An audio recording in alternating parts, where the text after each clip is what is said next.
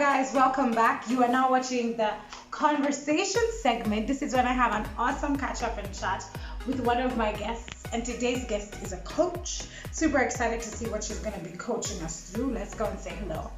I am going to be speaking to Coach Betty. And just like her name suggests, she is an incredible life coach, one of the most recognized in Kenya.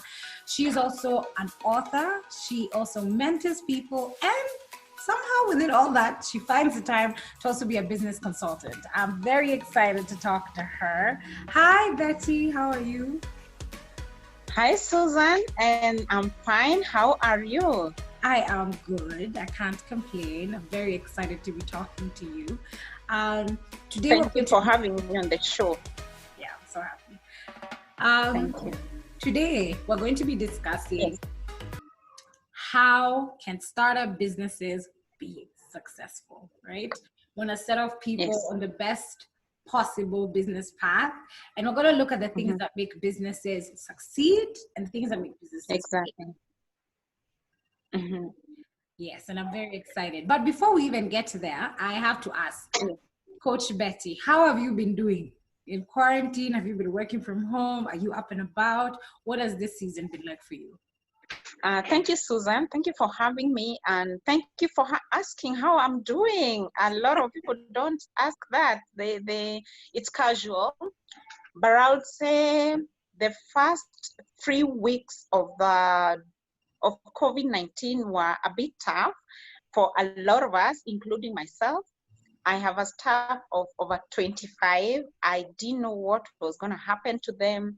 I didn't worry too much, but something just told me, you had to think about it. The first 3 weeks were really, really difficult.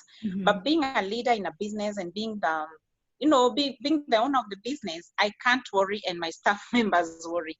So I quickly had to look for a way of the business surviving and the family surviving, because it means my staff members, they have families who depended on my business.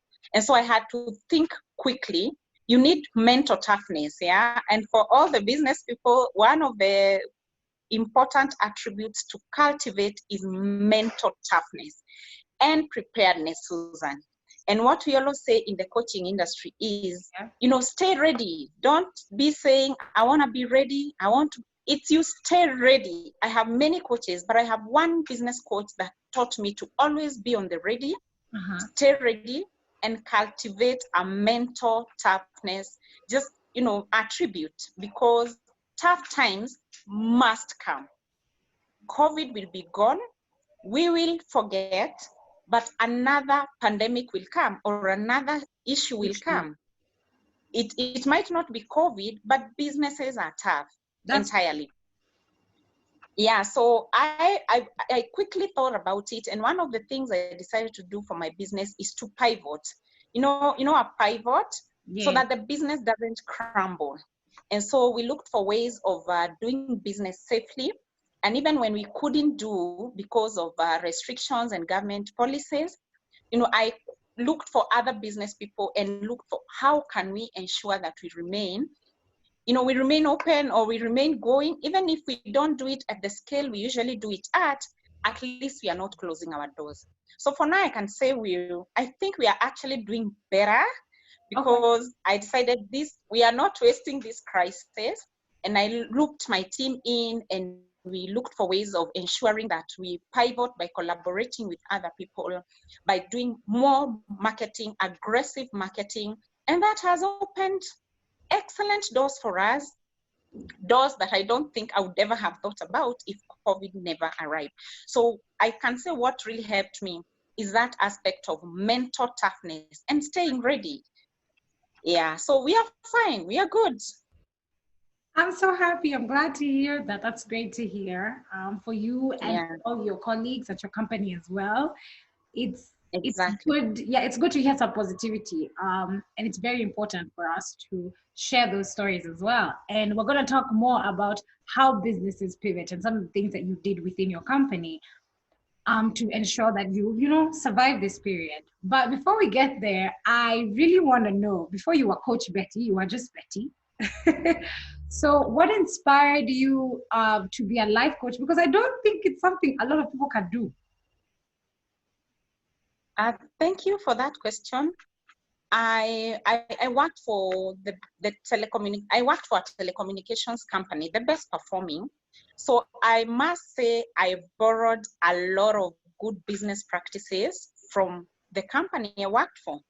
But deep down, I'm a driven person, and I'm someone who likes to see people succeed deep down. Yeah. Whether whether I have the resources or not, what drives me is to see people activate and monetize the potential that is within them. So that's something that has always driven me. I would keep thinking, of course, I'm earning a good salary. I'm working for a good company. My family is fine. My husband is okay. We are doing well as a family. But is that all there is to life? Is that all I came around here to do? So that feeling kept nudging me. And so at some point I thought, I'm not doing what I would love to be doing every day. Of course, I loved working for that company. My life was comfortable. I was fine, and I have no complaints whatsoever for my previous employer. But one day I just thought to myself, really, if I continue sitting here, the dream that I have to help a lot of people realize the purpose that is within them, not only realize it, but activate it. Because Right. Susan, a lot of people, they know they are gifted. Yes. They know they can do something with their gifts. Yes. They know there is more to life than they are achieving, but they don't do anything about that. They are probably afraid. They don't know the how. They don't know how that goes. So year 1, year 2, year 10, they are just, I want to do this. Yeah. I wish I could do this. Yeah. So I decided to be the person that bridges that gap. I want to. So I ask you, how are we going to do this? And so I help you move from I want to doing. Yes. So that you can become.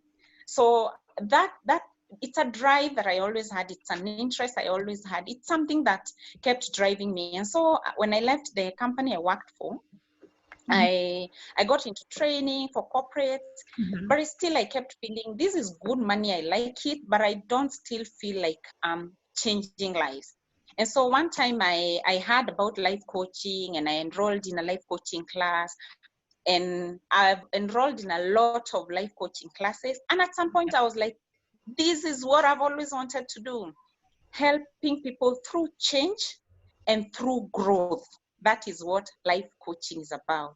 I love And that. so I sat with a coach who helped me put that thing that was in my mind into words and package it into a program, which I call the Activate and Monetize Your Potential program. I've written a book, same title, Activate and Monetize Your Potential. So that's the program that I have been running. And so, yeah, so that's my journey, and that's where life coaching came from. It's not easy, but it's totally fulfilling and it's totally enjoyable. I love that. I think it's always incredible to see when somebody has found what they know that they are happy Yeah. doing and they're very passionate about it. But what I love more about your story is you actually discovered and pushed for your dream while you were already in employment. You were already out there, you're already a working woman, you already had a family, and you still pursued your dream. Yeah. It shows that anyone can do it at any time. There's no limitations. You can start anytime. Exactly. Yes, and I absolutely love that. Exactly. Now, I have to ask because sometimes when somebody starts business, I can speak for myself personally. You begin the journey with a lot of excitement, a lot of psych, and then there's always that moment where you feel like you're lagging behind, or you're not doing everything for your business that you should be doing. But psyche meisha. So what I want to know is, are successful business owners born, or can you be taught? Are they made? Or successful business owners, I will say that people come from different backgrounds. There are people who come from business families, like they've always run businesses. Their grandfather, their mothers, their fathers were always running businesses. Right. Someone like me, no one in our family ever ran a business. Never, not even a kiosk. before me. And so I knew I was taking a very big risk. Right. Of course, I had people advising me this is not the right thing to do. You are leaving a very good company that we all want to go and work for. But the drive couldn't let me. And so I can say for the people who've grown up in business, building families and communities, it's a bit easier for them because they've grown in it. It's, exactly, they know a few things that those of us who never grew up in a business environment never knew. Right. But for the people who've grown up like me that didn't know nothing about business, I actually learned about business from the company I worked for a little bit because I just as an employee. But I can say, Susan, that you can actually make a business person, and I'll speak from my perspective. For me, I have been made by industry experts who have become my networks. Yes. My coaches have played, I think, 70% of the role. You know, what a coach does for you is they show you the how, the secrets that other business people are never going to tell you because they probably don't want you to know and maybe join and compete with them. Yeah. A coach will guide you through that because they've been there, they have clients who have been there and done that. So I can say for my case, for someone who never grew up in a business community, the people who have helped me grow are my coaches. Mm-hmm. I have a life coach, I have a business, I have different kind of coaches because coaching really, really takes you to the next level. Yeah. Industry experts and I'm sorry. I love that you're a coach who has so many coaches because it shows that you actually truly believe in how much coaching can impact someone's life. Exactly. I cannot be preaching water and drinking wine on the side. I've got to be it. I've got to live it. And for me, Susan, this comes from deep down my heart. I am showing people what I know. I'm showing people what I live. Right. And the reason my business is doing well and has been doing well is actually because of coaching. And I wouldn't hide it from anybody. I read a lot. And I've always been reading. Yeah. And I know quite a lot from the books. But the difference between forever reading and storing information in your head and having a coach is that a coach actually helps you implement. So of course I had been reading a lot financial, I had been reading a lot of books, but implementing on my own, it's difficult. You know that how many times do we say, oh, I'll be waking up at exactly 5, I'll read a book a month, I'll be a good mama, I'll cook for my family once a week. I'll work out, I will read a lot, I'll visit my parents once a month. How many times do we say that? It's what we call the want. I want to, I wish to. But with a coach, one of the areas I struggled a lot in my business is the finances, managing my finances, my personal finances, my business finances. And I really struggled, and that didn't work very well for the business. But the day I got a business coach, he made it clear that, I need to see where are your business finances. So how are we going to run this? And so I had always wanted to have 2 separate accounts until when I got someone step in and say, we're going to have 3 separate accounts. And of course, he explained the reason why. So I can say there is, you can actually make a business person, but using the right channels, coaching, mentorship, just learning from your networks. If you're in the right networks, a lot of us business people are spending our spare time in the wrong networks that are not adding any value to the businesses that we are trying to build. And of course, today there's also social media. We learn a lot from YouTube. I, for example, have a YouTube channel. It's called Coach Betty Mwaura. I give a lot of free tips on business. So whoever has, even if you've never run a business and decided to watch all those videos I put out there and other coaches who are on YouTube, you would move a step or 2 ahead, but it really, really pays to have an accountability partner. And for me, the accountability partners I have are in the name of coaches. I would love my husband to be, but you see that doesn't work very well. Yeah, I like that. I think it's important to be very frank and honest with what. Exactly. Some people have Yeah. accountability partners that are their spouses, but others have their best Yeah. friend or their parent or their sibling, Exactly. because you know that person who will not take an excuse, and somebody who you know is actually able to Yeah. ask you. And I think sometimes it's actually just about having someone to ask you, hi Susan, you said that you are going to, Do this. do this and this on You're your writing a book. business, yeah, or you are going to open an Instagram page for your business, or you're so have you done it? All you need is somebody who will actually ask you that question, because the moment they ask you that question, you activate and you're like, oh, I had said I was going to do it, and I shared that information and I haven't done it. So that's great. And of course, if your accountability partner is a coach, a trained and certified coach, you're now in the best hands possible. Susan, the reason sometimes we don't advise people to have your spouse, your sister, your brother, your best friend, those people love you and they love to see you succeed. No, mostly they love to see you not fail. So anything that looks like will make you feel like a hard business, they want to protect you from it. So if my spouse asks me, so what happened to this money? And I agitate and say, oh, this and this happened. He will listen. He'll leave me alone and probably forgive me. Your best friend is going to tell you, don't worry about it. We'll make more money. But your coach is going to tell you, no, you've got to be accountable. What happened to this money? How could you pick business money to buy a luxury and you didn't earn it? One of the things my coach taught me is, you can have all the luxury you want, Betty, but you've got to earn it. And so that has stuck with me.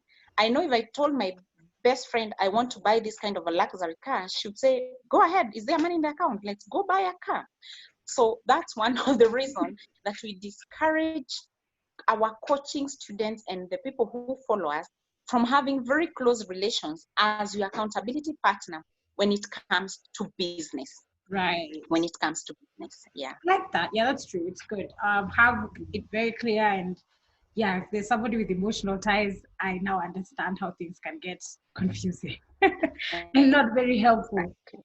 Now, somebody who is starting a business today, or somebody who opened a business a year ago, both of them being startups, you talked about pivoting. And right now, a lot of those businesses, whether they are 10 years old, 100 years old, or 1 year old, they are having to adapt very quickly. And what I want you to give advice on is business pivoting. For you to pivot, how do you advise these businesses to pivot in the environment that we're in today? Thank you, Susan. That is true. Businesses that have been in existence for years. I know you know the story of the airlines. Who thought that all the airlines globally, the entire industry would ground their aircrafts? Who thought? Who thought such an amount of loss would hit an industry? Yeah. The hotel industry, the aircraft industry, the tourism industry, and many other industries that are dependent on traveling. Yeah. They've been seriously hurt. Yeah. So those are the big boys and girls. Of course, we have many other sectors that have been affected, a lot of other sectors. Yeah. And there are a lot of other sectors that are growing exponentially. Very true. And so for any businessman and woman, we said you stay ready. This was the time for the aircraft industry to suffer, the tourism industry, the travel industry, and many, many other industries. We don't know what will happen tomorrow. So the owners of Facebook, Amazon, and these other industries that are doing very well, Zoom, tomorrow we'll have another COVID. It might not be COVID name, but we'll have another kind of COVID that might affect the industries that are working very well today. So what I will tell the business people who I meet, we are all in this. We are affected in one way or another. What separates those who will remain and those who will really not see light of day is how quickly we can adopt and adapt, is how quickly we can adopt new ways of doing business, is how quickly we can adapt to the change, and how quickly we can pivot our businesses. And we don't have all the time to do this. We really do not. So it's upon the business person to know which is my industry, what are the changes that I can do to ensure that my business remains. One of the things I did with the Royal International, which is the coaching company that I use, is to pivot by collaborating with Coach Irene and with other coaches. And this collaboration is interesting because we are now getting international calls from other coaches wanting to collaborate. So one of the things we did was to quickly collaborate. That means we had to, move out of one office and share an office, which is a very good plus for the two businesses. We now share resources. We now share a lot. We share time. Coach Irene, do this, let Betty do this, because we don't have all the time in the world to pivot. True. And another way we quickly got adapted is to prepare online courses, because we now cannot have large classes of coaching students. We did online courses, and we are selling online courses even in the crisis. And the course we are selling is called Mindset and Money Makeover course. And that's what is going to help businessmen and career like you people who are employed. How do you adapt very quickly? Because all employers are suffering this fate. Okay, a few of them are not, but many of them are. How do you quickly shift your mindset from what you know to what is working? So what we traditionally know is to get people in a coaching room, executives, and take them through a coaching program for a whole 8 weeks. Now we don't have that. We can't even be together. There's physical distancing. So what we did is to prepare courses so that someone can buy the course, pay their money via electronic means, have the programs on their computer, print them if they wish, and learn at their own pace. Of course, we have community groups that for the people who paid for the program, come discuss your questions there, brainstorm, ask the coaches, and life is going on. So I would tell the businesses to quickly look for a way of pivoting. If, for example, let me not use the service industry. If, for example, you are selling books, I know a friend of mine who sells books, and children are no longer going to school. So you are there with your books. What do? You probably could call other booksellers so that you are 10 of you. You combine forces and come up with a program for the parents, and tell the parents, during this season, we want to sponsor an online program, or we want to sponsor your kids to this program. And they work with us. I'm a parent, and someone who would care about me right now would be very welcome when COVID is over. So they work with us during this period. And when the crisis is over, we remain with those ones who remained with us when there was a crisis. That's true. But if you stay home and decide life is too difficult, I don't know what to do, you have to think fast, and you have to think solutions. Think fast, think solutions. Because what a lot of people do is complain. There's COVID, cannot go to work, the president is unfair. Others are like, the president should lift the ban, the president should keep the curfew. So those things don't help. Those things are complaints. Think solutions. How can I find a solution to my current problem? Think quick, think solutions, and think what can take your business to the next level. I absolutely love that. And I think that's so true. And I like what you said about it being quickly. Anyone who is even watching right now, if you've not pivoted, it's okay.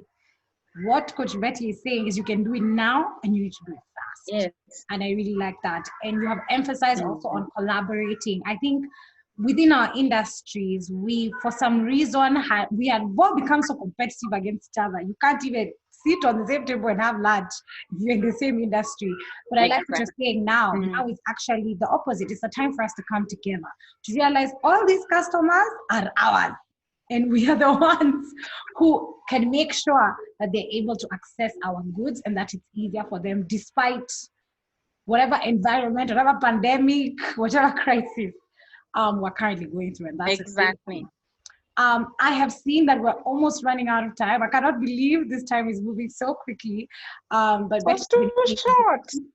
I know, right? But I still have one more Yeah, thing I'd too really like short. for you to share with our guests, Okay. all our viewers. A lot of people, when starting businesses or when they're about to scale, to expand their businesses, they deal with fear. We stop a lot of things because we are scared.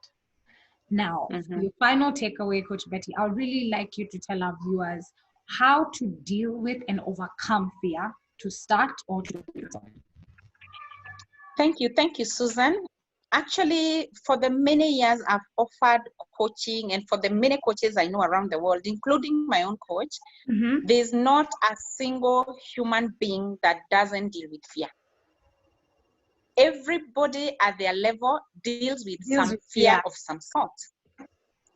And so there are those dealing with the fear of this is too much. This growth is unprecedented. I don't know what to do with this company. Yeah. And everybody deals with some form of fear on probably an everyday basis. Right. And especially if you are in business. But what I would like business people to know is that fear is an emotion, just like any other emotion. And so who is in charge? You are in charge. And so fear will come, and fear will be here until the end of time. So how I personally deal with fear is acknowledging that I'm feeling afraid. And then after acknowledging that I'm feeling afraid, I will bring the issue on the table. What am I afraid of? So a lot of people will come and tell me, oh, coach, I wanted to start a business 10 years ago, but I wondered what would happen. Yeah. So I asked them, so after wondering, what did you do? Nothing. I stayed at where I'm employed. And so this is when I'm thinking of leaving my work. And so I would always tell them, when you feel the fear, think about I think I want to say, acknowledge that you feel some form of fear. Yes. And then take action on that fear. So you decide, I feel afraid to start this project. Why do I feel afraid? I feel that I might fail. I might, because it's not a must you fail. People start businesses and they work. So I fear that I might fail. So the next question you ask yourself, why do I fear that I might fail? Why? And it always falls back to, I tried another time and I failed. Yeah. There's a time I tried and my partner said I would fail, and for sure I failed. Yeah. My mother tried and failed. My colleague, started a business and failed. So there's always a reason at your subconscious that makes you think you will fail. So that is what you should confront. Why am I feeling like I would fail? And so after knowing that reason, would you now take the next step and probably go talk to your colleague and ask, by the way, Susan, this time you had a business of delivering juice. What happened to your business? And Susan tells you, I was using a middleman to supply me juice. Then I would sell the juice to a big hotel. Then at the back of your mind, you've learned a lesson. You decide, all right, I think or you ask the person, what do you think the problem was? The problem was using a middleman. So you've gone a step ahead to know what not to do. You probably don't know what to do, but at least you know what not to do. What not to do. And one of the things, Susan, that has always encouraged me to deal with fear is to know, and I learned this from my business coach. He told me, Betty, I'm a very successful business coach. He also has coaches who are very successful. But he told me, he lives in America. He told me, there's not a single coach of mine, there's not a single businessman I know who doesn't fear every single day, who doesn't face fear every single day.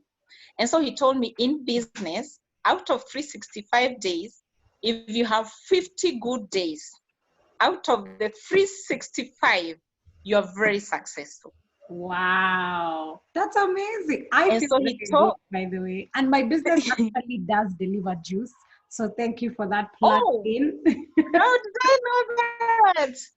I think so. And what really helped me is to know that he told me you will have very many failing days, and you will have many, many disturbing days, and you will have many bad days. Yeah. But the few days that you will have, the few good days that you have, if you follow my instructions and do the right thing, they are going to override all the bad days that you have. So think about Zoom, the Zoom guy. Of Yeah. course, he's had a lot of failures and a lot of problems. Look at the few months that COVID has come. It has really, really overtaken every bad thing that has ever happened to him. So for business people, it's not served on a silver platter, but it's doable and it's totally fulfilling. And I don't like to discourage if anyone from doing this. Just know you need mental toughness to deal with fear, to deal with whatever will come, to deal with failures, and really deal with business. Business is about that. I love that. That is amazing. Very inspiring for anyone in business, new or old. I myself feel very inspired, Coach Betty. I would like for you to share with our viewers where they can find you, find your services, your YouTube, and even the collaboration you have with Coach Irene. All right. Thank you so much, Susan, for giving me this opportunity. The viewers can find me on YouTube. My channel is called Coach Betty Mwaura. I speak a lot of things about business there. It's free. Go find out what you can, you can learn. I also have a page called Coach Betty Mwaura on Facebook, and my personal account is Betty Mwaura. We are collaborating with Coach Irene Muridi. You can look out for her as well and follow her. We've been doing a lot of live videos during this COVID season to help you pivot. All of you guys, the business people, the employed people, the whole humanity, we wanted to give back. And so follow the series. It's not going to be there forever. So when it lasts, follow the series. And anyone who would like to drop me an email, info@royaldigital.com. I love that. Royal is double L. Double L. Awesome. Yeah, double L. Thank you so much, Coach Betty. Continue doing your hard work to help people activate, right? And monetize. And monetize their potential. I love that. Absolutely. It has been amazing chatting with you. Have an amazing day. Thank you so much, Susan. Have an amazing day. Bye-bye. That was amazing. If you have a business that you have just started like me, I hope you are up and running and motivated and ready to go. Okay. I need to ask Coach Betty about setting up those 3 business accounts and what that means, because a girl needs to get on it. This has been Conversations. Massive thank you to Betty again as well. You guys know what we do at the end of this. I love to share something that the guest said that really hit home with me. And today, when I was talking to Coach Betty, she talked about when you have a dream and then you identify the dream and you want to work on the dream, and this dream is starting a business or whatever it is, remember, please remember the most important things. You have to stay ready. Yes, COVID-19 is affecting us now, or many, many, many other problems, but they are going to be future hurdles. They are going to be future obstacles. The most important thing for you to remember is to stay ready. That's Sura's Cut. You can find me on social media on Instagram @Sura_Common, on Twitter @Joroge_, Facebook Sura Common. It's been Conversations. Let's go and enjoy the artist segment so much, and the funny TikTok videos.